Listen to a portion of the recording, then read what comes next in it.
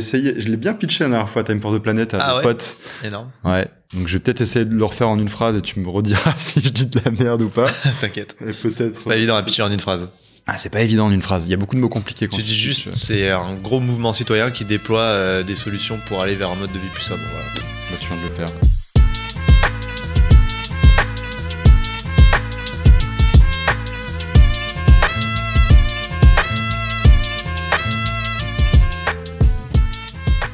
Bah, bonjour à toutes et à tous et bienvenue dans le podcast This is Fine. Aujourd'hui, j'ai la chance et l'honneur de recevoir Arthur de Time for the Planet. Est-ce que je peux dire que c'est un mouvement citoyen Time for the Planet ? Ah, tu peux carrément le dire, hein. Ouais. On est fier que ce soit un mouvement citoyen. Sur Wikipédia, j'ai regardé, ça aussi, ils disent que c'est une holding. Ouais, alors c'est pas nous qui avons fait notre Wikipédia et on sait toujours pas qui l'a fait. Et qui a mis que c'était une holding du coup ? Bah, quelqu'un qui se trompe, parce que ce n'est pas une holding. Donc c'est un mouvement citoyen qui vise à déployer des solutions pour réduire le CO2 à grande échelle. Tout à fait, c'est très bien dit. J'ai triché, j'avoue, il me l'a dit juste avant. Je suis un peu un tricheur. Mais très très cool, vous êtes plus de 100 000 maintenant ? Ouais, on est 110 000 citoyens associés, ouais. J'en fais partie, j'en ai mis, j'ai mis la petite pièce. C'est toi qui as mis le milliard. C'est moi, j'injecte 100 000 euros tous les mois, tu le vois pas, mais... Non, ça me fait plaisir, les gens comme toi qui ont la main sur le cœur. Bah ouais, non, j'aimerais bien, mais Il non. en faut. Ok, trop cool, je vais t'expliquer le concept. Ok. Allez. C'est assez simple. Déjà, on va essayer de pas trop te prendre trop de temps. Non, T'as quoi, t'as une heure ? Ouais, 1 heure, c'est bien. 1 heure, c'est bien ? C'est parfait ? Ok, trop bien. Le principe, t'as des petites cartes. Je te l'ai déjà expliqué, mais je te le redis pour les gens, pour Internet. T'as des cartes dessous, t'as des mèmes. Tu peux sélectionner la carte que tu veux. Et ensuite, tu me la donnes. Je te lis la question et on discute. Avec grand plaisir, j'aime ce jeu. Je le trouve très bon. Eh ben écoute, je te donne le... Je prends au hasard en fonction du mème qui me fait kiffer. Bah ouais. On a tout, on a du Bob l'éponge, on a on a du Will Smith qui met des gifles. Oh là là, on a tout. Attends, je parcours rapidement, mais bon, comme les auditeurs ne peuvent pas le voir, allez, celle-là, moi je l'aime bien, le Batman. Ah. Je suis sûr qu'il est sélectionné souvent. C'est Batman qui met une gifle à je ne sais qui, Robin peut-être. Ouais, c'est ça. Et ça a été détourné maintes et maintes fois. Bah on a eu beaucoup, hein. C'est un mème qui est pas mal. Un classico d'internet, on peut le dire aujourd'hui. Un grand classico d'internet. Et c'est vrai qu'il est sélectionné, on l'a déjà eu plusieurs fois, je pense. Peut-être non. Bon, après, on a dans les deux, on a peut-être une fois, je pense. Je pense qu'il parle aux gens, il est fort. Mais bon, celui-là aussi, tu me diras. Bon. Alors, à quelle marque tu aimerais mettre une grosse claque ?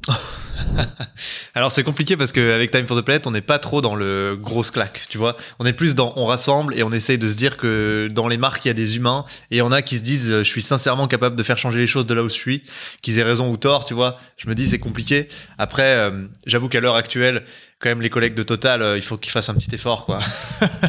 Pourquoi ils doivent faire un petit effort si parce qu'on part sur du super profit à 20 milliards et que ça se fait notamment parce que il y a une guerre en Ukraine et qu'en fait il y a toujours des types pour s'enrichir sur la misère du monde, mais là ça s'enrichit doublement sur la misère du monde parce que on fait du projet d'énergie fossile comme Never.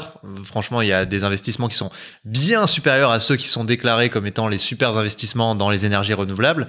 Ils en font certes, mais en fait ils investissent toujours monstrueusement dans les énergies fossiles alors que le GIEC a dit il faut arrêter avec ça, s'il vous plaît. Et en plus, ils font des super profits de gorée, ce qui va pas du tout inciter à changer de stratégie, quoi. Donc c'est vrai que ça serait trop bien que tout à coup, il y ait une illumination et qu'on se dise allez, est-ce qu'on n'essaierait pas d'accélérer encore plus ? Maintenant, c'est pas la philosophie de Time de tacler. Nous, s'ils avaient envie de venir vraiment faire sincèrement changer les choses et qu'ils se disaient demain, purée, on a une épiphanie, il faut vraiment que on utilise notre pouvoir et notamment notre argent pour participer à transformer les choses et arrêter d'aller sur des projets d'énergie fossile, on leur dirait well done, mais il faut que ça soit dans les actions, pas dans les mots. T'aurais pas peur que ça soit un moyen de se greenwasher ? Ah bah c'est ce que je dis, il faut que ce soit dans les actions, pas dans les mots. J'ai vu cette semaine seulement, tu sais, il y a eu un reportage sur Envoyé spécial ou ouais, la bonne Élise Lucet. Oui. Lancée comme un bourdon. Oui, et c'était très comme intéressant. Même, on pourrait dire pour celles et ceux qui ont vu le reportage. Oui, mais non, mais c'est fou. Tu vois, franchement, quand tu vois ça, moi, ça m'a mis un peu en colère. Je sentais depuis dimanche, je suis un peu en colère, tu vois. Parce que ça te remet une couche de merde par au-dessus où tu te dis, c'est vraiment cynique. Ouais. Je connais Pierre Larouturou, le député européen qui est allé enquêter et qui a ouvert les ruches et qui a vu qu'il y avait rien. Okay. Et là, c'est vrai que il m'a dit c'est n'importe quoi. Donc pour donner du contexte, tu peux expliquer l'histoire des ruches ? Ouais, avec plaisir. En fait, Total a fait un greenwashing parce qu'ils ont dit non, ce projet de pipeline, donc le fameux ICOP, hein, pour celles et ceux qui n'en ont pas entendu parler s'il en reste. Une bombe climatique. Ouais, voilà, un purée de pipeline qui fait 3000 km de long, je crois. Enfin bon, bref, un délire. Il est chauffé pour garder le pétrole visqueux à la température. Enfin bref, c'est pas dingo, quoi. Et ça passe sur tous les territoires de plein de gens et notamment de petits paysans en Afrique. Donc ça a mis plein de gens dans des galères et des misères absolues. Ça prive des gens de l'accès à leurs sources d'eau. Enfin bref. Mais pour avoir une belle communication sur le sujet, il y a eu l'histoire de je sais plus son nom qui, grâce à ce projet, a reçu des subventions et grâce à ces subventions a pu mettre en place plein de belles ruches pour pouvoir vivre de l'apiculture. Voilà, et donc il y a je sais plus combien de ruches, 30 ruches, quoi. C'est une vraie belle usine à ruches, quoi. Et en fait, quand les journalistes se rendent là-bas pour dire waouh, super ce projet avec des ruches, ils n'ont pas le droit de s'approcher parce que les abeilles peuvent les piquer. D'ailleurs, c'est la pire connerie au monde. Une abeille ne pique pas. C'est pas comme une guêpe. Si elle pique, elle s'arrache l'abdomen et elle meurt. Donc, elle pique seulement dans des cas d'extrême nécessité, les abeilles, pour préserver leur communauté. Tu es apiculteur? Je suis pas apiculteur, mais je connais un tout petit peu la nature. Et voilà, ça, c'est déjà une première ineptie. Et notamment, pour qu'une abeille te pique, vraiment, faut aller foutre la main dans la ruche et mettre des droites dedans. Donc, il y a quand même de l'espace. Et donc, on dit aux journalistes, restez bien à 45 mètres, là. Comme ça, vous n'êtes pas piqué. Mais Pierre Larouturou a trouvé ça bizarre parce qu'il a dit... Donc le député européen, rapporteur du budget à la Commission européenne, qui dit mais en fait moi je suis allé là-bas, il y avait même pas un bourdonnement, quoi. Donc ça paraissait un peu gros. Et il y est retourné un soir après que les autorisations aient été levées. Enfin en gros ils n'ont plus le droit d'y aller normalement. Et il est allé ouvrir les ruches et il n'y a pas d'abeilles. En fait, ce sont des ruches vides. Et donc ceci est quand même peut-être l'aboutissement le plus concret du foutage de gueule. Ce qui est fou, et en fait, quand tu vois que t'as des entreprises comme ça qui se battent, t'as quand même pas envie de leur mettre des claques. Parce que là, tu vois, je comprends la position de Time, parce qu'au final, avec Time, tu dois aussi réunir plein d'entreprises autour de toi, mais est-ce que, tu vois, on devra pas à un moment... Moi, je suis en train de lire un magazine, un numéro de Socialteur, qui est Punir les écocidaires. Vraiment, on sait que dans 5-10 ans, s'il se passe rien, on va dans un mur.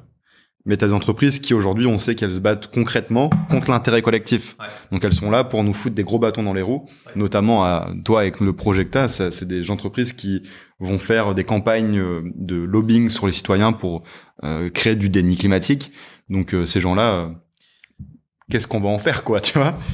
Moi, est-ce que ça va pas se muscler, tu vois, avec le temps? Est-ce que tu vois des mouvements radicaux qui sont en train de naître un peu partout, qui sont traités d'éco-terroristes, tu vois, par d'autres, comme mon cher associé Loïc. J'ai eu une belle discussion sur Brut à ce sujet. Et oui, c'est vrai. Soutenu fer de lance en disant toute action qui permet d'aller dans le bon sens doit être valorisée, et en fait, elles sont complémentaires. Moi, ma conviction, en fait, moi, je suis pas quelqu'un qui a de la colère.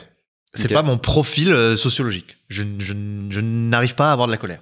Ça n'existe pas chez moi. Donc si je feins la colère, ça sera ridicule, au mieux, ou je risque de me faire mal, tu vois.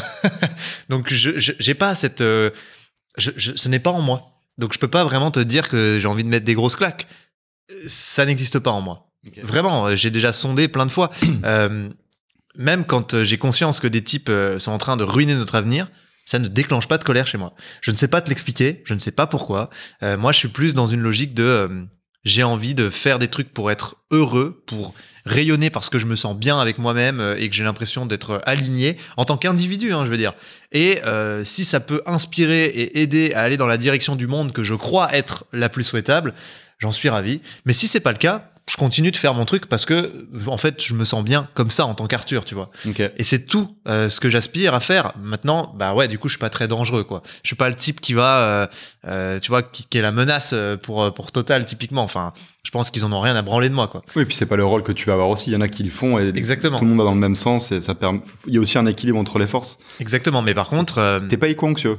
Non, je crois que je suis pas éco-anxieux. J'en ai parlé justement pendant cette semaine. On était avec tous les activistes là, enfin une grosse partie. Et en fait, moi, je crois que c'est parce que depuis le départ, je me dis que ça va partir en couille. Ça va pas. J'ai pas un espoir absolu qu'on réussisse à sauver le climat, tu vois. Okay. Genre réellement, je suis à l'aise avec l'idée que le futur va être merdique depuis le début. Et donc en partant de là, chaque victoire qu'on arrache, chaque amélioration, moi, elle me procure une très grande joie plutôt que la crainte que ça soit pas suffisant. C'est juste un paradigme de pensée qui est différent et ça me fait savourer chaque seconde de la vie autrement aussi. Parce que c'est un peu comme si j'allais mourir demain. Je sais pas quand le coup près va tomber, mais je sais qu'il va tomber. Et du coup, Mais ça marche pour toi, mais est-ce que tu dis pas qu'il y a des gens Si tu leur dis c'est la merde dans 10 ans, ils vont juste te dire ok, bon bah je vais prendre 10 avions tout par an, Ouais, je vais bouffer des steaks tous les jours, je vais boire tous les soirs parce que dans tous les cas dans 10 ans c'est fini. C'est infiniment complexe et en même temps moi je défends et je promeut le fait qu'il faut que l'écologie soit sexy et propose un futur désirable et je pense qu'on est tous d'accord parce que tant que l'écologie ça sera chiant, mais abyssalement chiant. Et d'ailleurs, je pense qu'il y a des grosses manipulations et des gros intérêts à ce que ça soit chiant, l'écologie. Et ben, personne ne s'intéressera à ça et on ne fera pas la transition. Et donc, c'est à la fois dissonant parce que d'un côté, je me dis, je suis parti du postulat que le futur sera compliqué et je suis OK avec ça. Et je crois que le fait d'être entrepreneur, ça aide aussi parce que l'entrepreneuriat, et tu le sais, c'est tous les jours, c'est compliqué. Il n'y a pas un jour où tu te lèves où c'est pas compliqué. Donc, tu pars du fait que la vie est compliquée et t'apprends à évoluer dans cet environnement-là. Et en fait, tu fais des contraintes, des opportunités. Et donc, tu commences à t'habituer à ce que partout, ça soit tout le temps compliqué. On a été tellement préservés. On a vécu une génération là.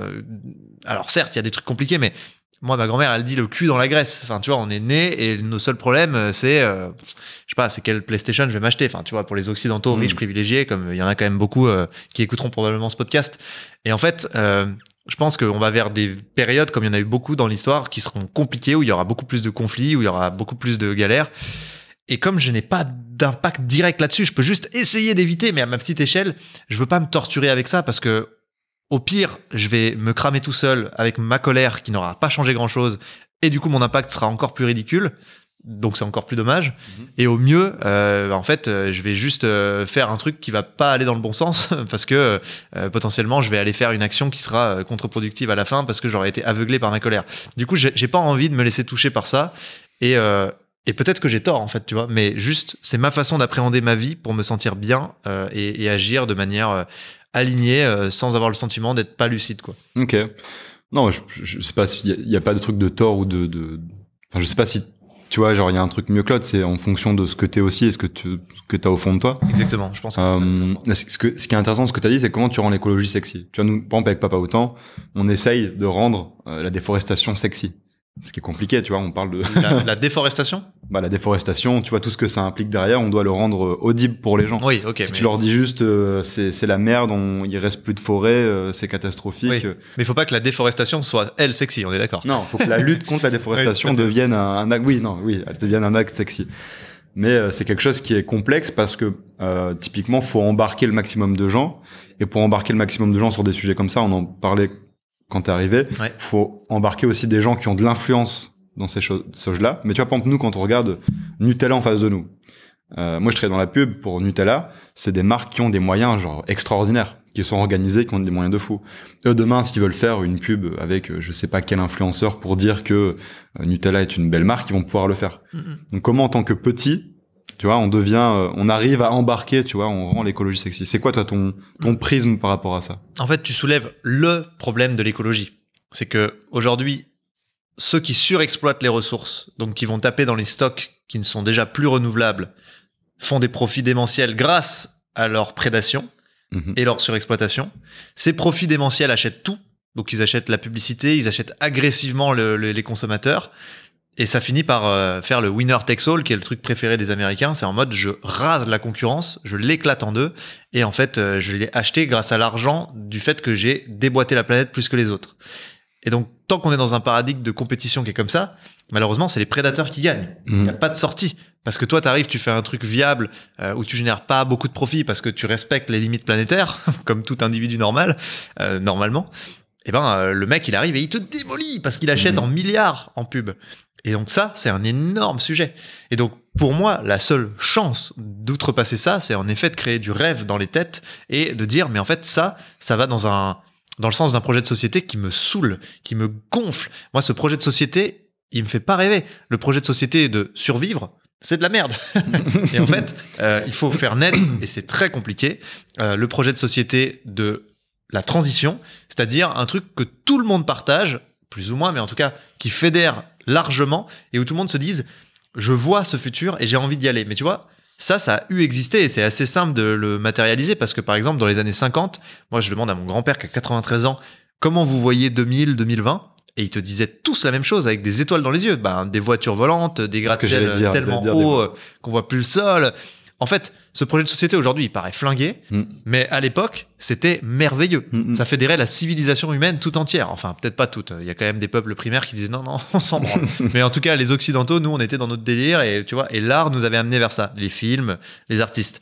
Aujourd'hui, on n'a pas ça. On n'a pas ce projet de société. Il est pas là. T'as un manque d'idéal. J'avais lu un truc qui était intéressant dans Utopie réaliste, je pense, un livre, et disait que le Moyen-Âge, l'idéal, c'était de manger. Ouais. Que là, il y avait des récits où il disait tout le monde a à manger. Que le jambon tombe du ciel, que les trucs tombent du ciel et compagnie. Maintenant, on arrive dans un stade, nous, en tant qu'occidentaux, dans nos pays où tout se passe bien, encore, tout se passe bien pour nous, parce que là, on est en train de pouvoir faire un podcast un jeudi. T'en as qui ont pas cette chance et qui galèrent. Mais en tout cas, maintenant, en tant que société, notre idéal, il a rien, quoi, tu vois. Alors, c'est vrai que ce que tu dis, genre, quel récit on est en train de donner aux gens. En fait, il y a un conflit des récits. Et donc, pour moi, là, il y a un conflit entre le récit technosolutionniste qui est totalement appuyé par, justement, les entreprises prédateurs, parce que c'est en mode, changez rien, ça va bien aller. Si tu veux expliquer aux gens, c'est quoi ce récit-là? C'est vrai que c'est un mot qui est compliqué parce que, par exemple, nous, l'innovation, c'est un mot qui est tellement galvaudé. Pour beaucoup, ça veut dire technosolutionnisme. Et donc, c'est vrai que c'est intéressant. Pour moi, le technosolutionnisme, c'est l'idée de dire que la technologie, à elle seule, peut substituer à toutes les problématiques qu'on a et donc nous permettre de continuer sur nos modes de vie, voire d'accroître encore plus notre mode de vie, donc notre façon d'habiter la Terre, qui est aujourd'hui juste dégénérée en fait, enfin qui est dans l'ultra abondance, l'ultra exploitation. Et donc on nous dit, mais par exemple, vous inquiétez pas, on va aller faire de l'astéroïde mining. Donc on va envoyer des fusées sur des astéroïdes parce qu'on n'a plus de ressources sur Terre et on les trouvera dans les astéroïdes pour continuer encore plus à foutre le bordel. Donc on a déjà pollué la Terre, mais on va aller polluer l'espace, tu vois. Et en fait ça, je pense que c'est le cancer absolu. C'est genre le pire truc qu'on puisse encourager et c'est malheureusement comme ça plaît aux gens parce que c'est hérité de ce projet de société de voitures volantes et autres. Il y a une culture de ça qui est encore forte et qui est encouragée. À côté, l'innovation, pour moi, c'est faire autrement. Et donc, ça veut tout dire, parce que faire autrement, ça veut dire on change tout. On change notre façon d'habiter le monde, on change notre façon de faire industrie, notre façon de faire économie. Et donc là, on a besoin d'innover. Et d'ailleurs, le GIEC aussi le mentionne. Il faut des innovations pour changer ça, mais en fait, il faut arrêter d'attendre une solution miracle qui va résoudre nos problèmes. Ce n'est pas ça, l'innovation. C'est prendre ce qui existe déjà, et ça existe beaucoup dans le low-tech notamment, et faire en sorte que ça devienne la norme dans nos façons d'habiter le monde, plutôt que des machins qui aujourd'hui sont monstrueusement horribles. Parce que si je prends un regard naïf, et là je connais pas Time for the Planet, je pourrais te dire, mais vous êtes techno-solutionniste. C'est quoi du coup la différence entre les innovations que vous défendez et la vision justement que, je sais pas, un Total par exemple, quand on les entend, ils se disent, nous on va capter le carbone, on va faire ci, on va faire ça. C'est quoi la diff entre des innovations techno-solutionnistes et les innovations Time for the Planetist. Time for the Planetist. Est-ce que vous avez un terme d'ailleurs pour... Pour moi, c'est la notion de design. Ça fait longtemps que je cherche un terme pour sortir de ce putain de mot innovation, parce que c'est vrai qu'il saoule. Il est galvaudé. Certes, il plaît, mais en même temps, il est tellement galvaudé. En fait, la notion de design, c'est pas pour faire un beau truc, c'est la notion de raccourci, dans le sens où tu modifies l'environnement de vie des gens pour leur faire changer leur comportement. En fait, très simplement, aujourd'hui, quand tu discutes avec les scientifiques du GIEC, ils te disent, bon, il faut vraiment faire des énormes moves dans les 10 prochaines années pour pouvoir réussir à tenir les objectifs des accords de Paris. Et malheureusement, on n'y arrivera pas on ne changera pas de culture dans ce laps de temps.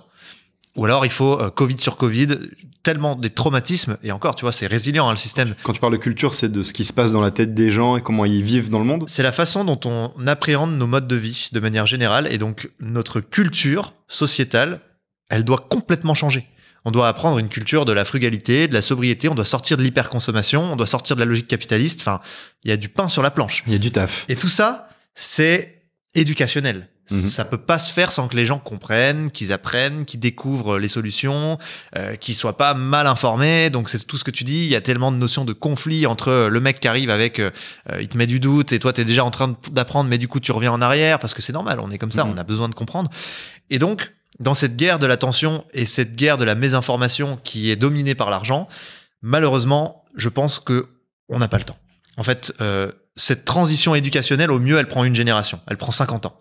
Dans 50 ans, c'est mort. Enfin, tu le sais, on a passé les points de non-retour climatique. En fait, dans 50 ans, on aura créé un emballement chaotique du climat si on n'a pas changé, qui fait qu'on ne pourra plus revenir en arrière sur des milliers d'années. Donc, ça sera fini. On n'aura plus qu'à s'occuper de la résilience. C'est quoi les emballements climatiques? Il faut que je finisse la première réponse que j'en ai déjà eu. Je la garde pour après. Mais d'abord, finis ta première réponse. On parle des boucles de rétroaction avec plaisir. Mais tout ça pour dire que on doit prendre des raccourcis. Qu'est-ce qu'il y a comme raccourci aujourd'hui? Les lois. Parce que si on dit demain, mec, tu n'as plus le droit de faire ça, et c'est tout, et si tu le fais, tu vas en prison, ça peut calmer quand même sévèrement. Mais moi, j'ai pas la main sur les lois.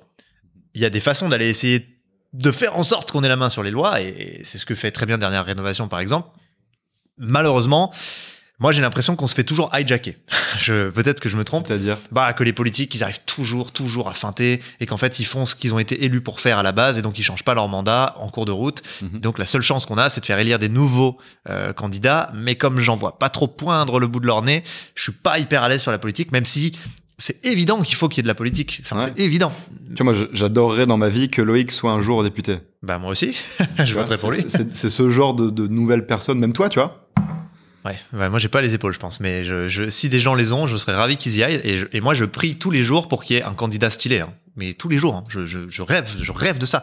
Mais pareil, la politique, elle est by design foirée. Elle est fucked up parce que c'est que les plus gros requins qui montent. C'est les mecs qui mettent les plus gros coups dans les autres. C'est les mecs qui mettent qui font les pires puteries, qui s'entourent le plus des mecs qui sont les plus prédateurs et qui ont le plus de pognon pour les financer. Tu vois, donc la politique, moi, sur du court terme, je suis pas à l'aise. Après, il y a un deuxième truc qui peut fonctionner du coup, enfin qui est assez efficace, c'est des normes économiques. Par exemple, si tu dis ExxonMobil vaut 1000 milliards, mais ExxonMobil défonce 2000 milliards de services écosystémiques. On sait le mesurer. Donc ExxonMobil vaut moins 1000 milliards. Ça, si on arrive à le mettre en place, et il y a des députés qui travaillent là-dessus notamment, ils sont assez nombreux, Pierre Larouturou par exemple, ça, certes, c'est une façon de penser le monde qui est pas idéale parce qu'on vient mettre une valeur à tout, au service écosystémique, et donc je sais pas trop vers quoi ça nous emmène. Mais c'est déjà le cas. Pas encore tout à fait. Non, parce que si tu rases un parking, si tu rases une forêt et que tu construis un parking avec un supermarché, t'as créé du PIB, t'as créé de la valeur dans notre référentiel économique. T'as pas comptabilisé un tant soit peu ce que va apporter cette forêt, tu vois. Oui, mais justement, de prendre aussi le coût de ce qui est de détruire une forêt. C'est-à-dire, si tu la détruis, ça coûte autant à la société. Oui. Donc, tu dois autant. Par exemple, tu vois, si tu prends des grandes marques, genre Coca qui a pollué le plastique, tu vois, si des gens se posent et disent, OK, ça coûte combien à la société le fait qu'ils aient déversé autant de merde dans l'océan? Tu dis, ça coûte autant, vous nous devez autant, tu vois. Mais c'est même plus loin que ça, je pense. Pour moi, là, on est encore sur un truc qui est le pansement sur la jambe de bois. Ah oui, on n'a pas comptabilisé la valeur écosystémique d'une forêt en bonne santé pour que tout ce qui se passe pour nous dans la civilisation humaine puisse faire sens. Et comme on est infoutu de le faire, bon. Mais si on arrivait à mettre en place ça, donc des normes économiques différentes, je pense qu'on calmerait quand même pas mal de choses. Ça, c'est la deuxième chose. Et la troisième, pour répondre enfin à ta question sur Time for the Planet, pour moi, c'est le design. Donc, c'est dire, OK, on n'a pas le temps d'éduquer les gens, on n'a pas le temps de leur expliquer en détail, mais on peut prendre des raccourcis, et notamment le raccourci design à travers le fait qu'en modifiant leur environnement de vie ou de travail, on modifie leur comportement et donc on réduit les émissions. Je prends un exemple d'innovation qu'on a fait pour que tu comprennes bien ça, mais il y en a plusieurs. Je vais prendre Cool Roof par exemple. Cool Roof, c'est des toits qui sont pas en blanc avec du biomimétisme, donc ils utilisent que du nacre de coquilles d'huîtres qu'ils récupèrent. Ils vont pas chercher explicitement les coquilles d'huîtres pour ça, ils prennent les déchets de coquilles d'huîtres et ils font de la peinture blanche qui renvoie 95% du rayonnement solaire. Ça va nous permettre de rebondir sur les boucles de rétroaction avec l'effet albédo, c'est génial, puisque en fait aujourd'hui les surfaces blanches à la surface de la Terre, par exemple les glaciers ou les banquises, renvoient le rayonnement solaire pour éviter qu'ils soient stockés par la Terre sous forme de chaleur. Si elles sont remplacées par de l'eau, par exemple de l'océan ou des terres, si le glacier fond, c'est absorbé et la Terre stocke cette chaleur et ça augmente la température. Et donc le problème quand on a des toits qui sont pas blancs, c'est que le bâtiment se réchauffe beaucoup plus en été que lorsqu'il a un toit blanc. Et là, avec cette peinture qui est assez révolutionnaire parce qu'elle fait pas de pétrochimie pour exister, elle dure 20 ans, ce qui est une très longue durée pour une peinture comme ça, et elle renvoie 95% du rayonnement solaire. On fait baisser de 15 degrés la température des bâtiments en été en moyenne, notamment sur des usines, des endroits où les gens travaillent. Donc c'est colossal parce qu'en fait, ce qui se passe, c'est qu'on arrête la clim. Les gens n'ont plus besoin de mettre la clim. Il n'y a pas besoin. Il fait 15 degrés de moins. Et donc là, personne n'a compris que la clim, c'est un cancer absolu pour la planète parce que ça utilise des gaz HFC qui sont des milliers de fois plus nocifs pour le climat que le CO2, nanana. Personne n'a compris ça, mais tout le monde a arrêté la clim. Et ça, c'est un raccourci. Mais là où c'est encore plus cool, c'est que tu as touché les 3 personnes du fameux triangle de l'inaction. Parce que le citoyen qui est dans le bâtiment, il dit « Bon, je mets pas la clim, il fait 15 degrés de moins, moi je suis confort, c'est bon. » Le mec, le monde économique, on va dire, l'entrepreneur, lui il dit « Oula, ça me fait économiser des coûts en énergie cette affaire. Bon vas-y, moi je peins, ça coûte moins cher. » Et le politique, il dit « Putain, il y a une solution pour que je tienne un peu plus mon bilan carbone sans avoir à faire des grands plans d'explication, tu vois, pour que tout le monde comprenne bien, machin. Bon, bah, c'est parti, quoi. Et en fait, ça, on le voit aussi parce qu'il y a un amendement qui est en train de passer, là, typiquement, pour peindre tous les toits en France d'usines de je sais plus quelle surface en blanc. Et du coup, moi, je suis convaincu que le design est un moyen d'aller plus vite. C'est ce qu'a dit, d'ailleurs, Brian Chesky, le fondateur de Airbnb. Que j'adore. Qui est très smart sur sa manière de... Mais lui, c'est pareil. Il dit, si tu dis à des types, file la clé de ton appart à un mec inconnu et il te file de l'argent et il dort chez toi, comme ça, là, de but en blanc, c'est un peu comme si tu dis à un type, arrête d'utiliser la clim, je te jure, c'est cool. Ok. Lui, il a dit, non, si tu mindfuck le mec avec du design et que tu le fais bien à travers un produit qui est pensé pour que le mec se dise, mais en fait, c'est extrêmement stylé, c'est sécurisé, ça fait sens, et qu'à la fin, il fasse un truc cool. Typiquement, bon, c'est, on va dire, du partage de bâtiments, mais là, c'est un peu tiré par les cheveux via Airbnb, mais qu'à la fin ça ait un sens, et ben je pense que ça marche. Et en fait, on a pas mal d'innovations comme ça. Là, par exemple, on a investi dans Hello, qui est une autre innovation. Eux, ce qu'ils font, c'est qu'ils permettent d'éviter d'allumer des centrales à charbon quand il y a des pics de demande énergétique. Comment ils font ça? En gros, ils se pluguent, c'est un petit SaaS, un petit logiciel, ils se pluguent sur tous les appareils électroniques, mais typiquement des ordinateurs, ou ça va être des grosses machines qui utilisent beaucoup d'électricité dans les usines, et ils disent... Ces machines qui peuvent fonctionner sur batterie ou sur secteur, on va piloter le moment où elles fonctionnent sur batterie en fonction de la demande globale du réseau.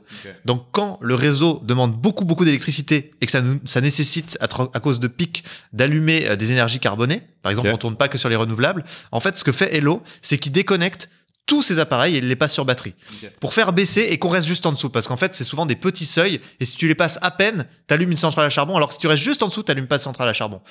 Et eux ils te pilotent le truc. Jamais le type qui est en train de travailler sur son ordi chez Caisse d'Épargne par exemple, parce qu'ils ont installé ces trucs, jamais il se dit alors est-ce que là actuellement il y a un risque d'allumer une centrale. Non, il travaille, il fait pas il change rien, et en fait bam, d'un coup t'arrêtes les ordis, tu les passes en batterie, ça peut durer 8 minutes Et ça permet d'éviter d'allumer une centrale à charbon. Et ça permet de toujours être plugué sur le mix électrique de la France pour te dire, putain, là, il n'y a plus de vent, il n'y a plus de soleil. Attention, c'est chaud. Ou, ah, là, il y a du vent et du soleil, on recharge. Et en fait, quand tu le fais à grande échelle sur des grosses industries, bah, c'est vachement utile. Quand tu parles de design, tu parles de bon sens. Ouais, c'est du bon sens paysan, hein, c'est ce que je dis. Mais en fait, c'est tout ça pour différencier l'innovation technosolutionniste qui, elle, va te dire, ok, on allume des mines à charbon, mais c'est pas grave, on va capter le charbon et on va le retransformer en rose des prés, et du coup, vas-y, avec ton ordi, te pose pas de questions. Versus le mec qui dit comment on n'allume pas la truc à charbon. Et c'est ça la grosse différence entre Time et le technosolutionniste pour moi, c'est que le technosolutionniste il dit c'est pas grave que l'usine de charbon elle tourne parce qu'on va trouver des solutions pour que même quand elle tourne ça aille niveau émission, alors que Time for the Planet on dit c'est grave que la truc à charbon elle tourne, comment on fait pour qu'elle ne tourne pas. Et c'est pas le même type d'innovation, tu vois. Intéressant. Je pense que il faut que tu trouves le terme technosolutionniste. J'appelle ça, alors j'ai un mot que j'utilise souvent, je dis amoindrer. Donc, c'est pas ouf, mais ça permet au moins de comprendre que nous, on n'existe pas pour faire plus, on existe pour faire moins. Moins de gaz à effet de serre, moins de consommation, moins de déchets. Toutes les innovations de Time, elles sont étudiées par notre comité scientifique et nos évaluateurs pour faire moins. Si à la sortie, elles permettent de faire plus, c'est notamment la question de l'effet rebond qui arrive en premier à chaque fois, elles dégagent en fait. C'est pas notre but. Intéressant. J'espère. Tu reprends notre carte. Est-ce que tout va bien, Guy? Est-ce que tu reveux de l'eau? Ça va, merci. Non, tu veux pas d'eau? C'est bon. Tu voulais pas qu'on parle des boucles de rétroaction? C'est peut-être un peu technique pour toi. Si, mais t'inquiète, je vais réussir à te le recaler à un moment. Vas-y, je prends ça parce que je sens qu'il va y avoir les émissions, c'est 1% les Français ou je sais pas quoi. Ah, même pas. Ah non? Tu vas être surpris. Ah ouais, c'est toujours les mêmes cartes qui ressortent, hein, c'est marrant. Mais après, non, la dernière fois, c'était Karen de Keep It, tu vois? Ouais. Qui est venu et c'était peut-être que t'as le même cerveau que Karen, vous avez la même. J'en serais flatté. Bah oui. Je suis en doute, malheureusement. Très bonne discussion avec Karen que j'avais eue, elle est incroyable. Top 3 des produits français engagés que tu préfères. Ok. Très bonne question. Est-ce que t'en préfères déjà? En fait, moi, je suis actuellement en train de faire un énorme changement de vie globale où j'essaye de tout réduire. Donc, je ne veux plus acheter de produits. Par exemple, tu vois, l'autre jour, et c'est peut-être pas cool ce que je dis parce que j'adore les chaussures Veja. Je trouve ça très beau. Mais l'autre jour, je vois des chaussures Veja et elles sont tellement stylées que t'as envie de les acheter. Mais j'ai pas besoin de chaussures. En fait, donc je préfère ne pas acheter de chaussures qu'acheter des chaussures Veja. Déjà, moi, j'ai eu un choc sur Veja il y a pas longtemps. Où je suis devenu vegan il y a 1 an.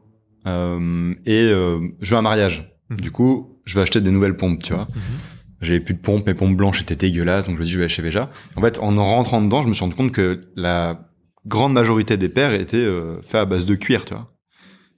Peut pas être parfait, je pense, quand tu fais un truc comme ça, parce que j'ai écouté un podcast du fondateur qui explique tout ce qu'ils ont mis en place pour essayer de faire le mieux possible. Et franchement, respect, parce qu'ils se sont fait chier de ouf. Je pense que c'est un truc où il y a 10 ans, c'était un truc de fou. Plus t'avances et plus les... C'est comme nous avec Papa Outan, en 10 ans, les gens se diront peut-être c'est normal. Des énormes merdes de faire tel truc, tu vois. On déplace la fenêtre d'Overton. Ouais. Mais donc tout ça pour te dire que en gros, simplement, moi je suis pas dans le c'est quoi mes 3 produits préférés, c'est quoi les 3 produits que je peux arrêter. Mais j'entends tout à fait l'idée, et donc je change complètement mon mode de vie. Par exemple, moi je me suis installé à la campagne, je pense que je vais changer la façon dont je travaille avec Time for the Pet pour réduire plein de trucs.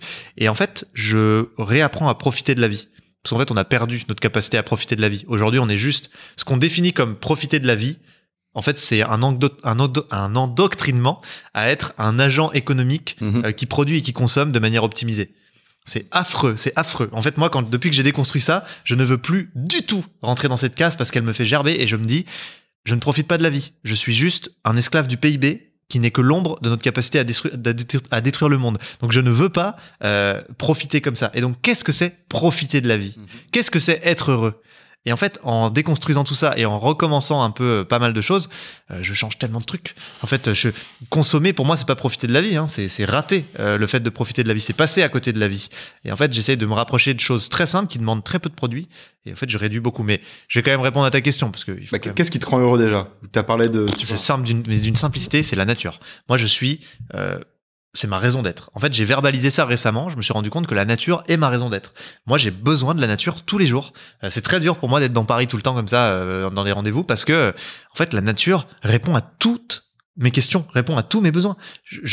Quand je suis dans la nature, déjà, rien ne me renvoie à l'argent. J'ai pas besoin d'être riche, j'ai pas besoin de, voilà. Rien ne me renvoie à la consommation. Tout est gratuit, tout est disponible. Mes pensées sont simples, parce que je suis émerveillé, parce que j'ai accès à la détente, j'ai accès à la joie. Je n'ai pas besoin de me torturer pour des questions de merde qui sont liées au système humain. Et donc maintenant, je réapprends à aimer la vie. Et en fait, c'est tellement plus large que notre petit système humain que je me disais, mais putain, je passais à côté de tellement de trucs. Et pour moi, la nature, c'est la base de ce qui me permet d'être bien. Et tu vois, dans la nature, j'ai pas besoin spécialement de produits. Une fois, je m'étais dit ça, j'avais une occasion de vendre, en fait, je pouvais gagner beaucoup d'argent parce que j'avais des stock options dans une boîte américaine. J'avais 15 millions d'euros de stock options potentiels. Et en fait, j'ai refusé ça pour me barrer et faire Time for the Planet. D'ailleurs, c'était la dernière expérience avant. Parce que je voyais pas de sens et je m'étais dit, qu'est-ce que je ferais avec 15 millions d'euros? Très sincèrement, tu vois. Et comme j'avais déjà commencé à déconstruire ce truc de je veux la grosse maison, en fait, non, je veux pas la grosse maison. Moi, je déteste le ménage. Si je peux avoir 40 mètres carrés, ça m'arrange largement. C'est plus simple pour moi. Bien organisé, avec vue sur la nature et la possibilité de sortir courir, c'est dehors ma maison, tu vois. Et je m'étais dit juste, j'achèterais des meilleurs baskets de course. Et où j'ai dit, je pense, j'ai pas besoin de 15 millions. Et en fait, aujourd'hui, les 3 produits, franchement, moi, ça serait alimentaire, les produits. Donc, pour le coup, je vais vous rejoindre parce que je pense que ça, c'est vraiment important. C'est la santé, mais c'est beaucoup plus. C'est quel est notre rapport au monde. Donc si je dois mettre de l'argent quelque part, c'est dans mon alimentation pour faire en sorte qu'elle soit bonne pour moi et bonne pour le reste du monde et surtout pour la nature que je veux préserver. Qu'est-ce que ça serait le deuxième produit? Du coup, c'est un peu large, hein, l'alimentation, mais je veux dire juste la façon dont je consomme des produits, notamment végétaux. Enfin, tu vois, je fais attention à pas prendre des merdes. Franchement, je pense un vélo électrique parce que je suis au stade où j'aimerais me passer de ma voiture, donc je voudrais ne pas racheter de voiture. Ça fait un moment que j'y réfléchis, mais du coup, il faut que j'optimise aussi ma façon de vivre. C'est pour ça que là, j'emménage dans les Alpes, dans un coin qui est pas mal parce qu'il est connecté avec une gare. Okay. Et donc, je peux y aller en vélo électrique si j'ai un vélo électrique. Moi, j'ai une voiture qui a 20 ans. C'est une voiture 2 places qui fait genre 800 kilos. Donc, tu vois, je suis pas sur un truc dingo, quoi. Mais elle est géniale parce qu'elle consomme rien. Je l'ai depuis super longtemps. Mais je sais qu'un jour, elle va down, quoi. Et en fait, ce jour-là, j'aimerais être capable de ne pas la remplacer, tu vois. Je trouverais ça ouf. Et donc, je pense qu'il me faudra un vélo électrique. Mais je veux pas acheter un vélo électrique pour venir le rajouter à mon usage de la voiture. Si c'est pour remplacer la marche ou le vélo tout court, bah, j'ai perdu, en fait. Du coup, c'est un peu mon sujet du moment. C'est, ok, j'achète un vélo électrique quand je me suis organisé pour que ma vie me permette d'avoir un usage cohérent du vélo électrique, tu vois. Et troisième truc que je pourrais acheter, j'achète rien, mec. J'achète tellement rien. J'ai acheté ma veste Patagonia récemment parce que j'en avais marre. C'est la marque Patagonia que t'aimes bien. Alors j'aime bien la marque Patagonia, mais surtout mes vestes, elles duraient 1 an et j'en avais trop marre, quoi. C'était pas possible. Et en fait, là, j'ai vu qu'ils te garantissent qu'ils te la réparent pendant 10 ans s'il faut, entièrement. Et comme en plus elle est cool, Là, j'ai posé 350 balles et j'ai acheté une belle veste Patagonia. C'est mon dernier vrai achat. Aussi, celle-là, elle tient très, très, très, très bien. Moi, je l'ai pour 10 ans, j'espère. Et puis, je fais du ski avec, donc j'achète pas de veste de ski. Je fais mes rendez-vous en ville avec. Je me balade avec à la campagne. Donc, c'est une vraie veste multi-usage qui passe partout. J'aime bien, quoi. Et pourquoi t'achètes plus rien? Qu'est-ce qui t'a donné le déclic de... En fait, j'ai jamais rien acheté, mec. En fait, j'ai compris ça un jour. J'ai dit, mais en fait, je suis écolo depuis toujours. En fait, je savais pas. Mais moi, j'ai grandi dans un village de 200 habitants dans le Jura. J'ai jamais eu besoin de rien. Franchement, j'ai jamais eu besoin de rien. Enfin, qu'est-ce que j'achetais? Enfin, qu'est-ce que j'ai pu acheter avant? Je suis un peu quand même l'entrepreneur connard qui achète des AirPods, qui achète des trucs comme ça de temps en temps parce que ça me permet de travailler comme il faut. Mais c'est plutôt par là que j'achète des choses. Après, je pense que si tu demandes à un mec qui habite, je sais pas où, sur la corne de l'Afrique, si j'achète beaucoup de trucs, il va me dire, mec, t'achètes beaucoup de trucs. Mais en fait, typiquement des vêtements, j'en achète jamais parce que, mais vraiment, pour le coup, jamais. Genre cette veste, c'est vraiment l'achat depuis 3 ans, je pense, 3-4 ans, parce que j'ai des amis qui sont sponsorisés par une marque de vêtements. Du coup, ils me filent toute la seconde main une fois qu'ils les ont portés. Les trucs sont clean et j'ai pas besoin d'en acheter. À Noël, on t'achète des vêtements, donc pourquoi, tu vois, enfin, bref, j'en ai pas besoin. J'achète pas grand chose, mec. Franchement, hein, c'est une vraie question que je m'étais posée récemment, c'est qu'est-ce que j'achète? Moi, je mets tout dans le fait de pouvoir vivre dans un lieu qui me plaît avec des gens avec qui je me sens bien. Et ça, je peux mettre de l'argent, quoi. Non, mais je partage. Moi, les fringues, j'en achète pas. Si j'en achète que de la seconde main. Et je dépense dans de la bouffe, quoi. Ouais, la bouffe, c'est le plus important. C'est de la bouffe ou des... Bon, non, tu vois, moi, j'ai pas Netflix. Des bières, mais parce que... J'ai pas Spotify. Enfin, j'ai rien. Ouais. Et en fait, j'ai pas besoin. Vraiment, hein. Bah, c'est bien. Parce que c'est le monde de sobre aussi que tu veux promouvoir quand tu fais ça. Mais t'en as qui ont des chocs, je pense, tu vois. Moi, j'ai des potes qui achetaient beaucoup de fringues et tout, et d'un coup, elles se sont dit ah, c'est bon, j'arrête. Et du jour au lendemain, c'est fini, elles arrêtent d'aller en fast fashion.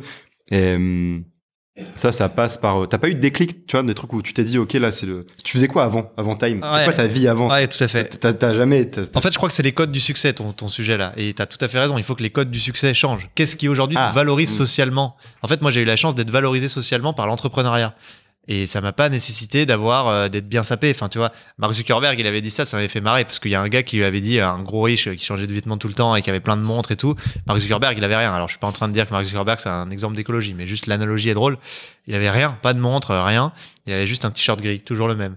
Et le mec lui avait dit, mais pourquoi tu te sapes pas, quoi? Enfin, t'es milliardaire. Et le mec, il a dit, ce qui compte, c'est pas d'avoir l'air riche, c'est d'être riche. Enfin, bon, c'est une réponse de connard, mais en tout cas, je l'avais trouvé drôle. Et c'est pareil, c'est l'analogie du petit berger qui est alpagué par un commercial qui fait sa rando dans les montagnes et qui lui dit vous avez pas l'heure, vous voudriez pas avoir une belle montre, je peux vous filer une belle montre.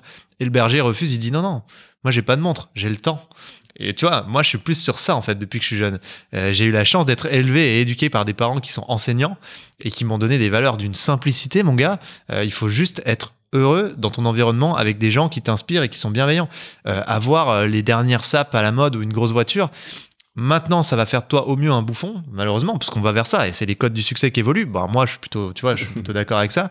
Et au pire ça va te ruiner et t'auras pas accès à quelque chose. Mais il y a aussi plein de gens, j'ai vu ça, qui achètent du luxe. J'ai vu ça récemment. Le luxe, ils ont une très grosse part de marché avec des gens qui sont en dessous des seuils de pauvreté, parce qu'en fait c'est un objet d'existence sociale. Moi j'ai existé socialement à travers le sport d'abord, parce que je faisais beaucoup de sport, donc j'ai été en fac de sport à la base, du ski de fond. Dans le Jura, il y a que ça. C'est soit le ski de fond, soit la mort, en gros. Quand tu grandis, on te propose 2 alternatives. Du coup, pardon, le mec éclate la table. Faudra racheter une table, du coup, merde. Ah ouais, punaise, mince. La consommation, merde. Mais du coup, tout ça pour dire que d'abord, j'ai existé à travers le sport. Je suis allé en fac de sport. Après, j'ai existé à travers l'entrepreneuriat parce que j'ai commencé à créer des communautés en ligne sur les réseaux sociaux qui se sont développés et j'en ai fait des médias avec des sites internet, des applications smartphone.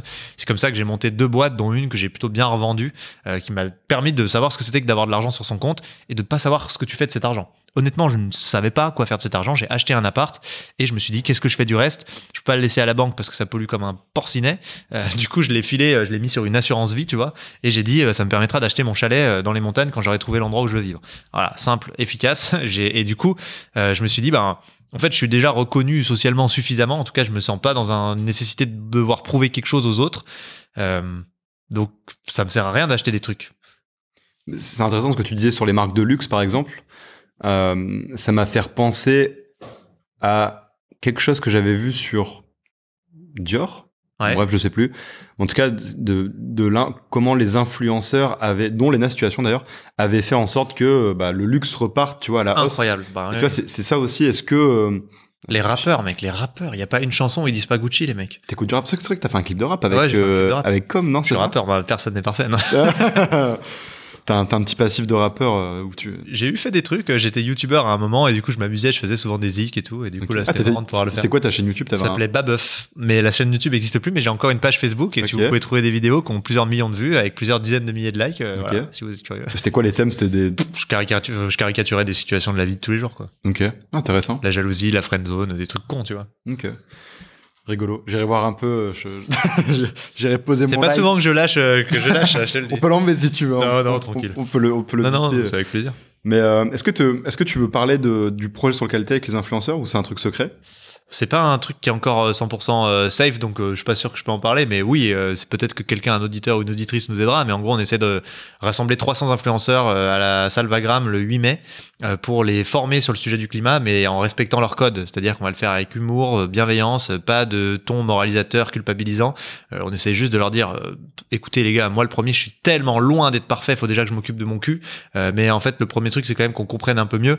Donc si vous n'êtes pas parfait, mais que vous avez au moins envie d'essayer de progresser un peu, on vous propose de le faire dans un cadre cool avec vos potes, des gens qui vont vous faire marrer et ça va être sympa, quoi. Et donc l'idée c'est de construire ça parce que en fait on se rend compte avec Time que nous on est sur la branche action pure et dure, mais qu'en fait la population qui est consciente des enjeux, qui a compris le sujet du dérèglement climatique, elle est franchement beaucoup trop faible. Moi, je pensais que c'était beaucoup plus que ça. À la base, je me suis dit, il y a des gens qui sont experts en vulgarisation, ils sont super bons, ils seront toujours meilleurs que nous. C'est pas notre rôle. Nous, on est des entrepreneurs. Qu'est-ce qu'on peut apporter, quoi? Et en fait, on s'est dit, nous, on peut apporter dans l'action concrète pour aller décarboner un peu plus structurellement, ce qu'on peut pas décarboner en tant qu'individu quand on fait nos petits gestes. Et donc, c'était ça notre rôle, c'était d'aller faire ça. Mais en fait, on se dit, mais putain, on a aussi un rôle finalement de média parce qu'on touche beaucoup de monde et aujourd'hui, il faut accélérer la prise de conscience, il faut accélérer la connaissance. Et donc, comment est-ce qu'on peut le faire efficacement? Comme on n'a pas 10 000 cartouches, on se dit, on peut fédérer autour d'un bel événement et aller chercher ceux qui vraiment peuvent changer la donne parce qu'ils ont des audiences de dingue. Donc, si eux, déjà, ne serait-ce qu'ils se mettent un tout petit peu plus en cohérence avec ce qu'ils comprennent du monde ou s'ils arrêtent juste de promouvoir des trucs pas ouf, on progresse, tu vois. Ouais, ça serait cool. Tu vois, nous, quand on parlait à des influenceurs, à des gros, je ne donnerai pas de nom sur ce podcast, mais on était traités comme des Xiaomi ou, tu vois, des grosses marques, tu vois. Donc, le problème, nous, qu'on avait quand on parlait avec des gros influenceurs, c'est que ils voulaient pas intégrer du tout, genre, la différence qu'il allait avoir entre nous, petites marques, tu vois, qui essayent de sauver la forêt, et Nutella, tu vois. Ouais. Donc, c'était compliqué. Mais peut-être que c'était il y a 2 ans. Donc, peut-être que maintenant, ça évoluerait. Je pense que ça n'a pas évolué parce que tout est fait pour que ça n'évolue pas. Mais nous, je crois qu'on a une capacité à fédérer et peut-être une responsabilité du fait que maintenant, on est la plus grosse communauté citoyenne française sur le climat. Ça flex. C'est cool, ouais, non, ça flexe un peu devant le micro. Non, mais c'est bien, mais mais tu vois, c'est une bonne chose, c'est incroyable d'avoir réussi à faire ça aussi, tu vois. C'est cool, mais qu'est-ce que ça veut dire pour nous, quoi? Tu vois, oui, c'est sûr que le paysage se transforme. Enfin, après, on est loin d'avoir l'impact d'un Greenpeace et autres, mais en termes de nombre de personnes qu'on fédère, on est très gros en France. Et du coup, qu'est-ce que ça veut dire en fait pour nous et comment on utilise ça? Et en fait, je pense qu'on a une responsabilité. Et comme on est cet acteur que les influenceurs voient comme on n'est pas dangereux, on n'est pas une marque, tu vois. Enfin, on n'a rien à gagner, nous. Et du coup, c'est quand même le seul truc qu'on existe pour décarboner. Tout est statutairement fait pour qu'on existe que pour ça. Du coup, je pense que on peut se permettre d'essayer de fédérer. C'est peut-être un essai-erreur qu'on va foirer, hein. Peut-être ça va être nul. Hein. Et imagine, peut-être on va pas y arriver. Là, je suis Squeezie, je me transforme en Squeezie.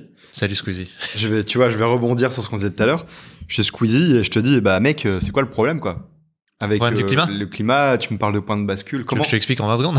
Comment tu m'expliquerais, genre, simplement, tu vois, comment là t'expliquerais à Squeezie ou genre à Lena ou à un influenceur, tu vois? Ouais, je partirais de ce délire des 2 degrés dont on entend tous parler à peu près parce qu'on dit, il faut pas qu'on dépasse 2 degrés. Ça commence à être un peu connu et je pense que tout le monde l'a en tête.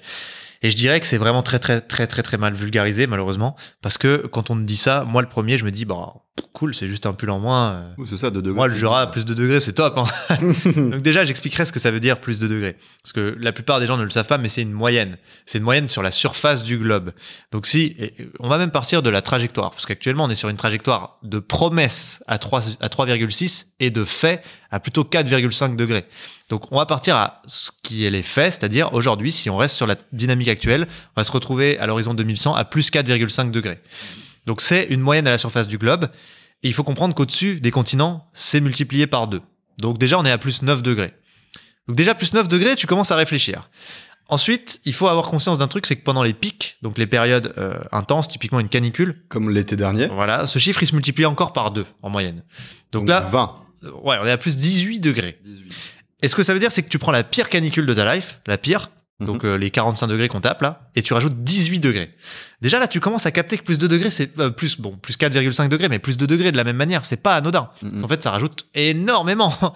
Et petit bonus, parce que ça manquerait presque, la France se réchauffe beaucoup plus vite que les autres pays, donc nous, ça va taper avant 2100, a priori. Je ne sais pas pourquoi, mais la France et l'Europe de manière générale, c'est pas encore bien expliqué, mais c'est factuel, ça se réchauffe plus vite. Et quand t'es proche des massifs montagneux, tu prends encore du bonus. Donc, faut quand même se dire que nous, quand on parle de plus de degrés, on parle de juste température invivable. Genre, tu ne peux pas sortir en été. Et ça implique quoi, du coup, pour moi, Squeezie? Pour toi, Squeezie, ça implique beaucoup de choses. Déjà, la première chose, c'est que en termes d'accès à l'eau et à la nourriture, c'est horrible. Donc, en gros, on va avoir des pénuries de bouffe absolues si on reste sur cette trajectoire, puisque l'agriculture, quand tu parles de plus 18 degrés, c'est ciao. C'est genre, moi, j'arrête d'être une agriculture. Moi, je vais faire un autre métier. Parce qu'en fait, c'est juste pas possible de produire ce qu'on a besoin de produire pour se nourrir aujourd'hui dans des conditions comme celles vers lesquelles on va aller. Et pour que ça donne un petit exemple un peu concret à toi, mon cher Squeezie, il y a 20 000 ans, l'Europe, elle était recouverte pour moitié d'un glacier de 3 km de haut. Donc 10 fois la Tour Eiffel en glace. Il y a 20 000 ans. Tu sais ce que c'est la seule différence entre cette Europe-là et l'Europe d'aujourd'hui? Non. Plus 5 degrés. Donc 5 degrés, ça a fait changer ça.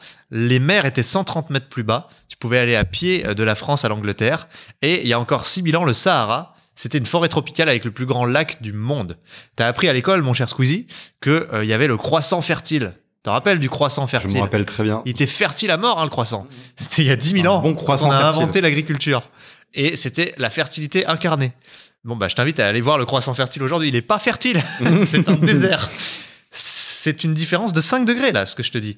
C'est énorme. En fait, c'est énorme la transformation qu'il peut y avoir sur le monde. Et donc, ce qui, je pense, est important de comprendre, c'est qu'on n'est pas sur un truc anecdotique qui est juste dans les médias et qui est une rubrique. C'est un truc qui va transformer complètement nos sociétés. Ça va tout changer.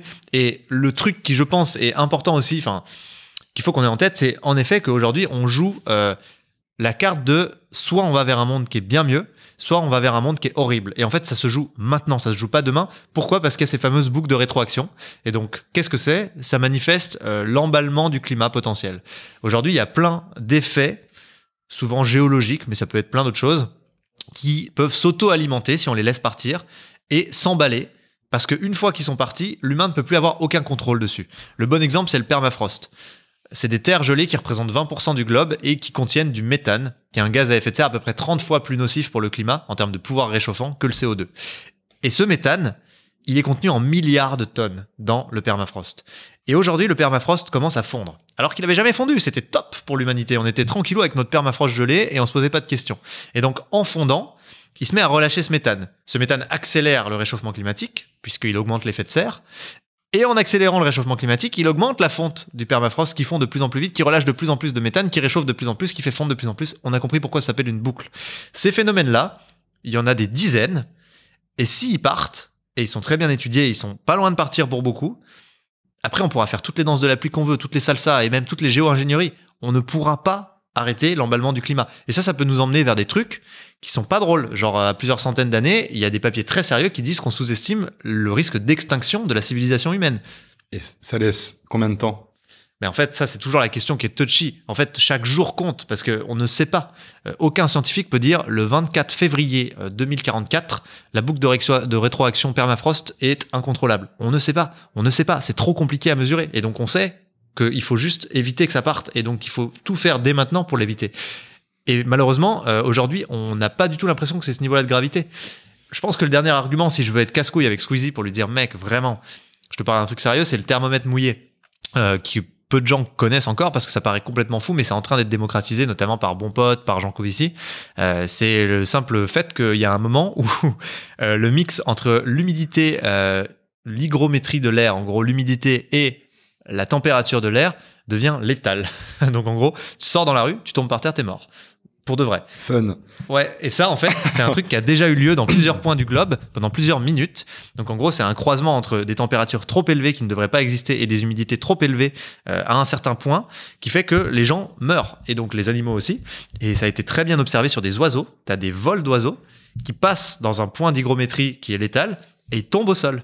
Et genre, on savait pas pourquoi, et en fait, on sait que c'est ça maintenant. Et tout ça pour dire qu'il y a des énormes parties du globe qui, si on va sur les trajectoires qu'on vient de définir juste avant, vont être invivables des mois de l'année. Genre l'Indonésie, certaines parties de l'Afrique, et même chez nous, ça peut arriver qu'on atteigne ces températures létales. Donc toutes ces raisons font qu'en fait, on n'a juste pas intérêt à aller vers ça. Et ce qu'il faut peut-être qu'on regarde, c'est vers quoi on a intérêt à aller, en fait, du coup. Parce qu'en fait, on peut aller vers un monde qui est beaucoup plus stylé.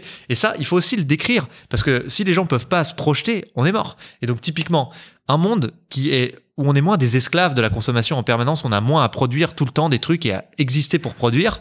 À quoi ça ressemble? Bah déjà, il y a moins de pubs ou il y a plus de pubs.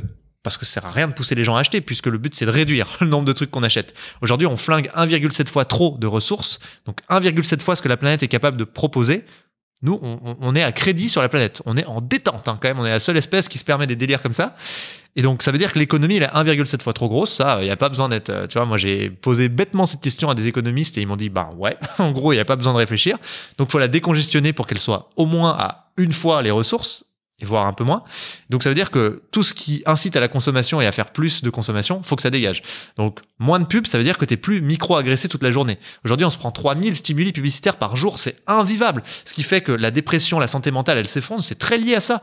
On est tout le temps agressé. On est tout le temps ramené à notre rôle de consommateur. On s'en rend pas compte, mais on est un putain de produit. Tu vois, moi, en tant que Squeezie, je vais te dire que mon rôle pour financer mes vidéos, si j'ai pas les pubs, si j'ai pas des marques qui me donnent de l'argent, comment je fais, moi? Mais Squeezie, tu dis juste à ta communauté, si vous aimez mon contenu, vous me mettez un peu d'argent tous les mois sur Tipeee. Et ciao les marques. T'as pas besoin d'encourager les marques, mec. T'as fait une communauté de dingue. Non, mais c'est vrai. Ça suffira. Tu seras moins riche, Squeezie. Oui, tu seras moins riche. Je pense que je le suis déjà assez. Donc je pourrais vivre en plus globalement. Ça, c'est à toi d'en débattre. Mais en tout cas, tu seras moins riche. Je vais pas te prendre en traître. Mais par contre, tu seras infiniment plus riche d'accès à du bien commun. C'est une deuxième chose, mais typiquement, si on répartit mieux les richesses, parce que c'est aussi un sujet d'inégalité, le dérèglement climatique, aujourd'hui, les 1% les plus riches du monde, ils captent 19 trillions, l'équivalent du PIB cumulé de 149 pays dans le monde. Ceci est un scandale. Et donc, si on apprend à répartir ces richesses, même si on décongestionne les 1,7 fois trop, en fait, on a encore beaucoup plus de richesses en les répartissant. Et donc, ça permettrait d'avoir notamment des transports beaucoup plus simples pour tous les gens qui galèrent aujourd'hui, parce que personne n'aime faire des heures de bouchon avec des klaxons le matin. C'est stressant. Tu t'es levé 1 heure plus tôt, t'as mis un robot pour te réveiller, mec. Et tu te prends des putains de cancers parce que en plus tu respires de la merde sur l'autoroute. Ne me dites pas que ce monde-là, il vous fait rêver, les gars. Ça va dégager. Si on est bon, ça va dégager. On va vivre dans un monde où demain, on aura plus de transports en commun, ça sera beaucoup plus simple d'accès, on aura mis de la mobilité douce partout, on aura retravaillé la façon dont fonctionnent nos centres périurbains, on aura recréé de l'emploi, pas que dans les centres justement, mais ailleurs, pour que ça soit plus simple en fait, la vie. Donc aujourd'hui, on te donne l'impression que tu vis dans un monde qui est génial, il y a plein de trucs qui sont très bien dans le monde qu'on a construit, mais la plupart des indicateurs sont en déclin. Celui de la santé, parce qu'aujourd'hui, l'espérance de vie en Occident baisse. C'est la première fois de l'histoire de l'humanité. Ce qui est fou, hein. Non mais faut quand même l'avoir en tête. Enfin, l'espérance de vie baisse, quoi. Tu vois, genre on n'est pas en train de nous préserver, là, on est en train de nous tuer. La santé mentale, mais c'est catastrophique. Il y a 1 jeune sur 5 qui est dépressif. Un jeune de moins de 25. C'est juste pas normal. Ce chiffre vient de sortir dans le monde. Les gars, c'est pas ce monde que je veux, moi. Et puis après, mec, évidemment, sur les ressources, sur les animaux, la biodiversité, on connaît tout ça, mais c'est affreux. Donc en fait, à un moment, ce monde est nul. Le système dans lequel on est, il est pas bien. Genre, c'est pas cool. Faut pas qu'on s'accroche à ça, parce qu'on peut faire beaucoup mieux. Et on peut aller vers un monde où on travaille moins. La semaine de 4 jours est en train de percer partout. Nous, je pense qu'on va l'appliquer chez Time for the Planet, parce que si on a moins besoin de la force de travail de l'humanité pour produire des trucs qui ne servent qu'à être consommés pour faire du PIB, sans trop qu'on sache pourquoi, en fait, on a moins besoin de travailler, in fine. Donc, peut-être qu'on peut travailler autrement, avec un nombre d'heures beaucoup moins important, pour un confort de vie qui est meilleur. Et en fait, ça, il y a des économistes comme Timothée Paric qui l'ont très bien amené cette question. Parce que c'est vrai, est-ce qu'on a besoin de travailler autant?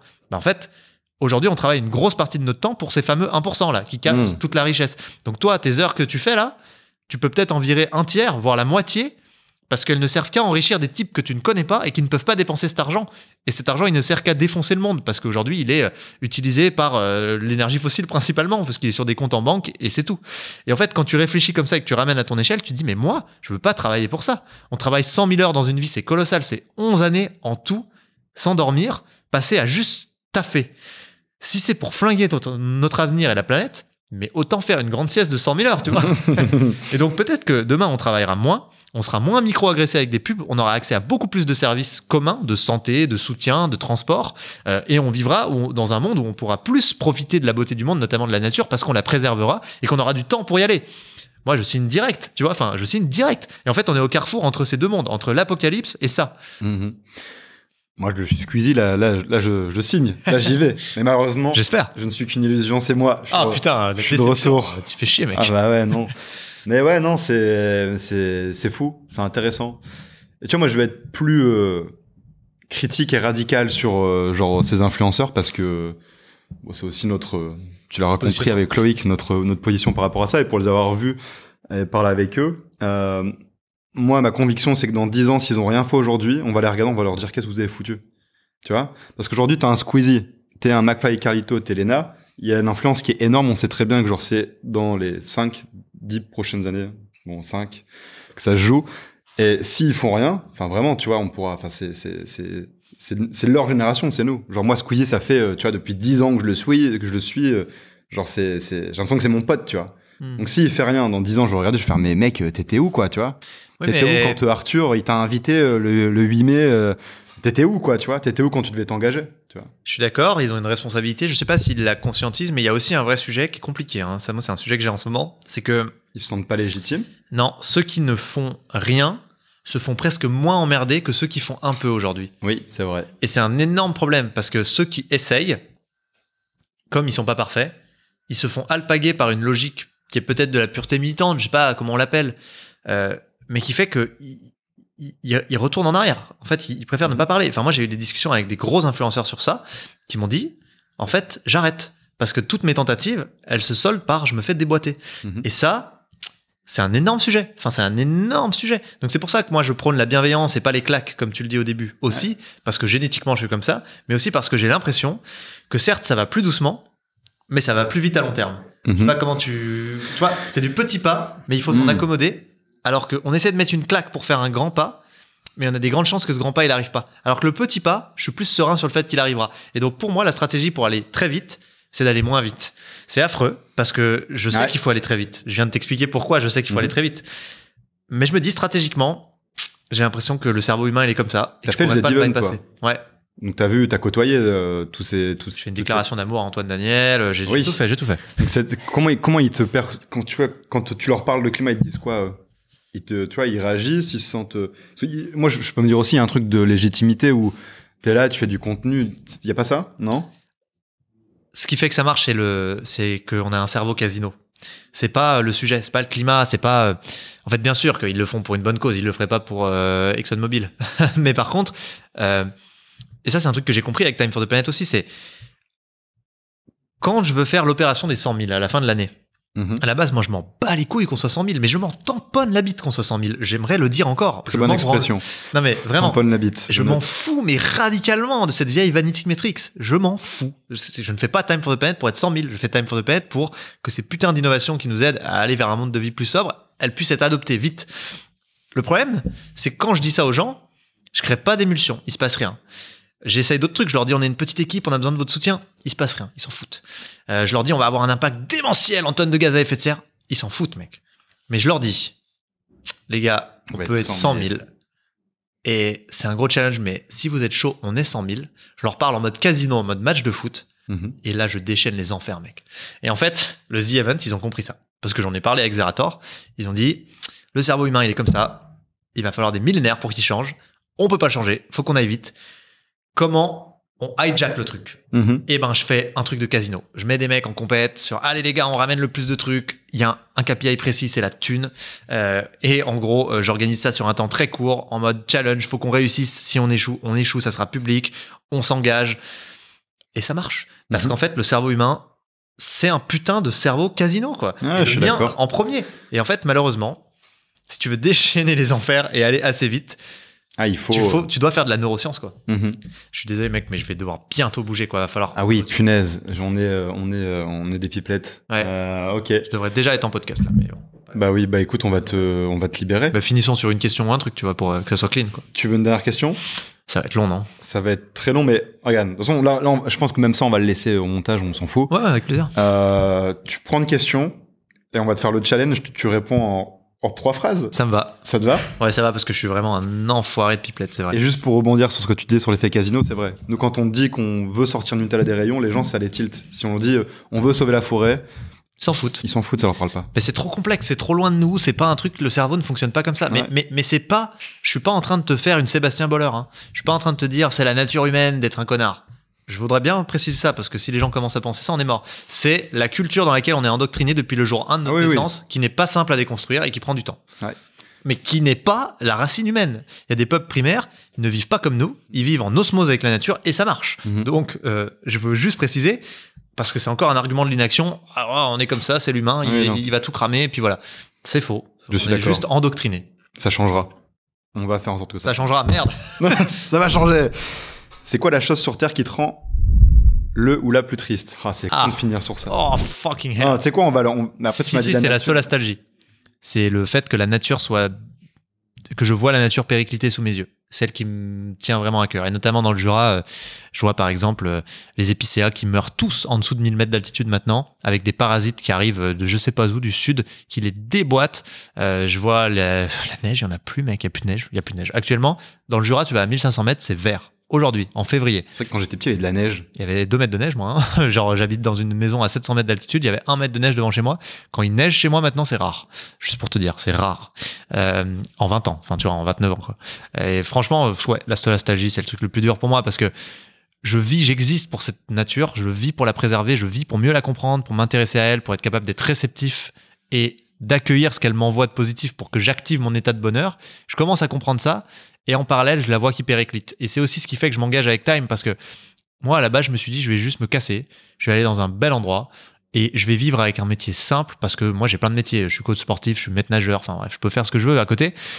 Et tant pis, en fait, nique sa mère. Mais en fait, le problème, désolé pour les vulgarités, les amis. Je suis très vulgaire aussi. Le problème, c'est que je suis rattrapé par la façon dont fonctionne ce système humain. Et ça vient jusque chez moi toquer à la porte et flinguer mon refuge. Donc je n'ai pas le choix. Je dois m'engager. Voilà. Ok, très bien. Bah écoute, je te libère. Je voulais rebondir sur ces beaux mots, mais ouais, je suis désolé. Il faut que tu files une prochaine fois. On aura l'occasion de merci à se recroiser. Merci à tous les auditeurs. J'espère que c'était pas trop tristou parce qu'on a quand même parlé beaucoup du problème, de la complexité de la chose, mais on est des gens heureux. Hein. Oui, moi je suis très heureux. Moi je suis en colère, mais je suis très heureux. C'est une colère qui me fait aller de l'avant. Il est colheureux. Je suis colheureux, exactement. Très bon. Merci à tous et à bientôt pour un nouvel épisode. Salut.